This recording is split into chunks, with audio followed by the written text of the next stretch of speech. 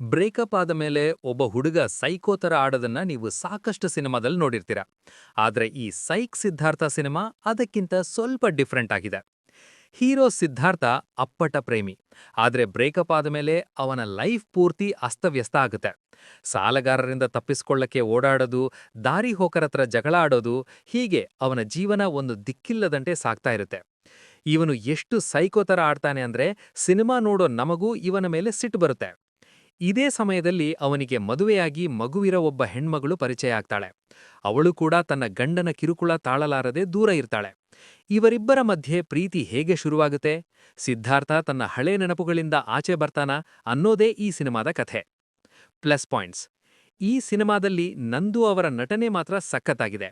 ಆ ಹತಾಶೆ ಮತ್ತು ಹುಚ್ಚಾಟವನ್ನ ಚೆನ್ನಾಗಿ ತೋರಿಸಿದ್ದಾರೆ. ಯಾಮಿನಿ ಭಾಸ್ಕರ್ ಅವರು ಗಂಭೀರವಾದ ಪಾತ್ರದಲ್ಲಿ ಅದ್ಭುತವಾಗಿ ನಟಿಸಿದ್ದಾರೆ.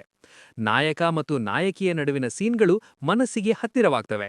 ಸ್ಮರಣ್ ಅವರ ಸಂಗೀತ ಸಿನಿಮಾದ ಮೂಡ್ ಬದಲಿಸುತ್ತೆ. ಹಾಡುಗಳು ತುಂಬಾ ಫ್ರೆಶ್ ಆಗಿವೆ. ಮೈನಸ್ ಪಾಯಿಂಟ್ಸ್: ಸಿನಿಮಾದಲ್ಲಿ ಅತಿಯಾದ ಎಡಿಟಿಂಗ್ ಎಫೆಕ್ಟ್ಸ್ ಬಳಸಿದ್ದಾರೆ. ಪದೇ ಪದೇ ಸ್ಕ್ರೀನ್ ಮೇಲೆ ಅಕ್ಷರಗಳು ಬರೋದು, ಫಾಸ್ಟ್ ಕಟ್ಸ್ ಮಾಡೋದು ತಲೆನೋವು ತರಿಸುತ್ತೆ. ಸಿನಿಮಾ ನೋಡೋ ಫೀಲೇ ಬರೋದಿಲ್ಲ. ಮೊದಲ ಭಾಗದಲ್ಲಿ ಕಥೆ ಎಲ್ಲೂ ಹೋಗ್ತಿಲ್ಲ ಅಂತ ಅನ್ಸುತ್ತೆ. ಬರೀ ಹೀರೋ ಹುಚ್ಚಾಟವನ್ನೇ ತೋರಿಸಿ ಬೋರ್ ಮಾಡ್ತಾರೆ. ಹೀರೋ ಫ್ರೆಂಡ್ಸ್ ಮತ್ತು ಸುತ್ತಮುತ್ತ ಬರೋ ಪಾತ್ರಗಳು ತುಂಬಾ ಸೀರಿಯಸ್ ಆಗಿ ನಟಿಸಿಲ್ಲ. ಅವರ ನಟನೆ ಅಷ್ಟಾಗಿ ಇಷ್ಟ ಆಗಲ್ಲ. ನಿಮಗೆ ಲವ್ ಫೇಲ್ಯೂರ್ ಆದ ಕಥೆಗಳು ಅಥವಾ ಜೀವನದಲ್ಲಿ ಏಟು ತಿಂದು ಎದ್ದು ನಿಲ್ಲೋ ಕಥೆಗಳು ಇಷ್ಟ ಅಂದ್ರೆ ಈ ಸಿನಿಮಾ ನೋಡಬಹುದು. ನಿಮಗೆ ಈ ವಿಡಿಯೋ ಇಷ್ಟವಾದಲ್ಲಿ ಲೈಕ್ ಮಾಡಿ ಮತ್ತು ಹೆಚ್ಚಿನ ವಿಮರ್ಶೆಗಳಿಗಾಗಿ ಸಬ್ಸ್ಕ್ರೈಬ್ ಮಾಡಿ.